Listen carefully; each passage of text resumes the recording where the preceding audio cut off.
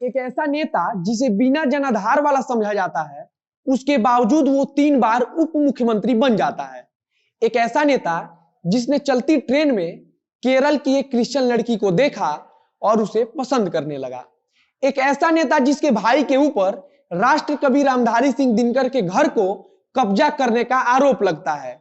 एक ऐसा नेता जो कभी लालू यादव के साथ छात्रों की लड़ाई लड़ता है, तो कभी इसी लालू यादव को चारा घोटाले का आरोपी बताकर कोर्ट में याचिका दायर करता है। जयप्रकाश नारायण का एक ऐसा चेला जिसने उनके आह्वान पर पढ़ाई छोड़ दिया था। आज के इस वीडियो में हम बात करेंगे पूर्व उप मुख्यमंत्री सुशील कुमार मोदी के बारे में। भाजपा आज जिस सुशील कुमार मोदी को राज्यसभा भेज रही है, वो कभी लोकसभा के सांसद भी रह चुके हैं, तो कभी भाजपा के राष्ट्रीय उपाध्यक्ष भी। सुशील मोदी का राजनीतिक सफर बड़ा ही दिलचस्प रहा है और आज के इस वीडियो में हम उसी दिलचस्प कहानी को बताएंगे। आगे बढ़ने से पहले अपना परिचय दे दूं। नमस्कार, मेरा नाम है मोहित कुमार सिंह और आप देख रहे हैं जनता जंक्शन। सुशील मोदी का जन्म 5 जनवरी 1952 को एक साधारण परिवार में होता है।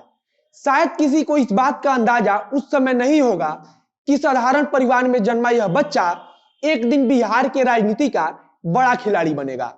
सुशील कुमार मोदी उन बड़े नेताओं की लिस्ट में शामिल हैं जो जयप्रकाश नारायण के आंदोलन की उपज है। बीएन कॉलेज से बीएससी पूरा करने वाले सुशील मोदी ने 1974 में जयप्रकाश नारायण के आह्वान पर एमएससी की पढ़ाई को छोड़ दिया था।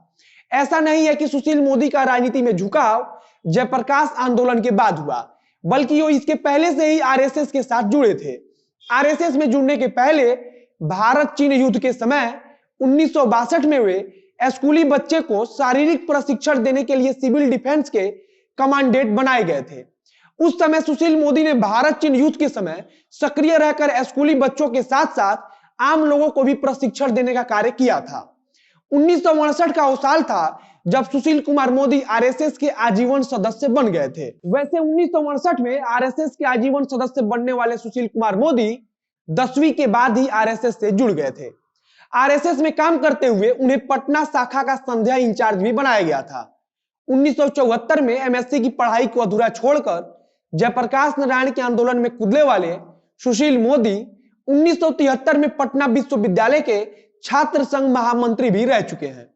यह वही साल था जब पटना विश्वविद्यालय के छात्र संघ अध्यक्ष लालू प्रसाद यादव और संयुक्त सचिव रविशंकर प्रसाद हुआ करते थे। इससे पहले 1971 में पटना छात्र संघ के 5 सदस्यीय कैबिनेट में भी शामिल हुए थे। 1972 में पहली बार 5 दिन के लिए जेल जाने वाले सुशील मोदी जयप्रकाश नारायण के आंदोलन के दौरान 19 महीने तक जेल में रहे थे।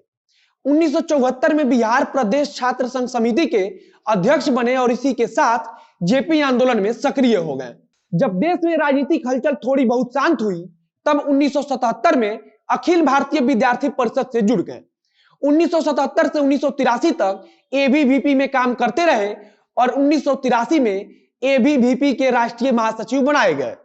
इसके बाद से एबीवीपी के लिए काम करते रहे और इसी दौरान 1987 में सुशील मोदी ट्रेन से कहीं जा रहे थे। इसी दौरान उनकी मुलाकात केरल की एक क्रिश्चियन लड़की जेसी जॉर्ज से हुआ। सुशील मोदी और जेसी जॉर्ज दोनों एक दूसरे को पसंद करने लगे और इसी साल 1987 में सुशील मोदी ने धर्म और जाति की दीवारों को तोड़कर शादी कर लिया। कहा जाता है कि सुशील कुमार मोदी के इस शादी के लिए घर वाले राजी नहीं थे, लेकिन बड़ी मुश्किल के बाद उन्हें राजी किया गया। 1987 में जब सुशील मोदी की शादी हुई, तब उस शादी में अटल बिहारी वाजपेयी भी आए थे। शादी के 3 साल बाद यानी कि 1990 में सुशील कुमार मोदी पहली बार पटना केंद्रीय विधानसभा सीट से जीतकर बिहार विधानसभा में पहुंचे। आपकी जानकारी के लिए बता दूं कि पटना केंद्रीय विधानसभा अब कुम्हरार विधानसभा के नाम से जाना जाता है। सन 2000 में जब नीतीश कुमार पहली बार मुख्यमंत्री बने, तब 7 दिनों के लिए सुशील कुमार मोदी को संसदीय कार्य मंत्री का पदभार सौंपा गया था। इसके पहले कुछ समय को छोड़ दें तो 1996 से लेकर 2004 तक वे विधानसभा में नेता विपक्ष के पद पर बने रहे। 2004 में पार्टी ने सुशील मोदी को भागलपुर लोकसभा सीट से अपना उम्मीदवार बनाया और वे चुनाव जीतकर पहली बार लोकसभा में पहुंच गए। इसके बाद 2005 में उन्हें अपनी लोकसभा की सदस्यता से इस्तीफा देना पड़ा, क्योंकि उस समय बिहार में भाजपा और जदयू के गठबंधन की सरकार बनी, नीतीश कुमार मुख्यमंत्री बनाए गए, तो वहीं सुशील कुमार मोदी को उप मुख्यमंत्री का पद मिला। 2004 में सुशील मोदी को भाजपा संगठन के अंदर कार्य को देखते हुए भाजपा का राष्ट्रीय उपाध्यक्ष बनाया गया। वहीं 2005 में उन्हें भाजपा बिहार का अध्यक्ष बनाया गया। कभी लालू यादव के साथ छात्र राजनीति करने वाले सुशील कुमार मोदी उन व्यक्तियों में शामिल थे जिन्होंने 1996 में चारा घोटाले को लेकर सीबीआई जांच की मांग करते हुए हाई कोर्ट में याचिका दायर किया था। उप मुख्यमंत्री के पद पर रहते हुए सुशील मोदी ने बिहार के वित्त मंत्रालय का कामकाज भी देखा है। सुशील मोदी के वित्तीय कामकाज को अगर हम कागज के हिसाब से देखें तो यह एक सच्चाई है कि बिहार में इनके कार्यकाल के दौरान बहुत अच्छा काम हुआ है।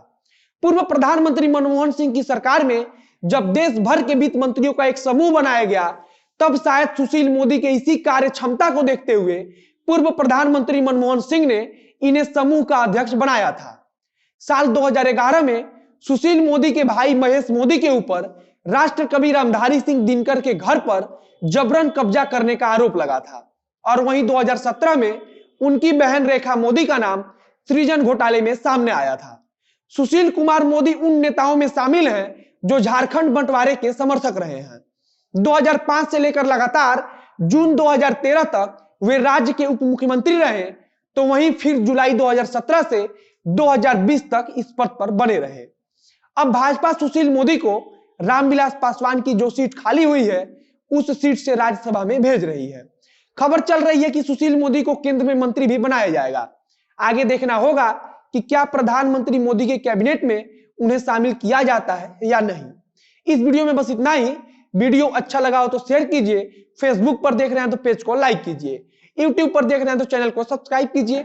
बाकी स्क्रीन पर जो डोनेशन की जानकारी दिख रही है उसके माध्यम से आप हमारी मदद जरूर करें। मिलते हैं फिर बहुत जल्द अगले वीडियो में। कैमरे के पीछे खड़े हैं पप्पू सिंह और मैं मोहित कुमार सिंह। धन्यवाद।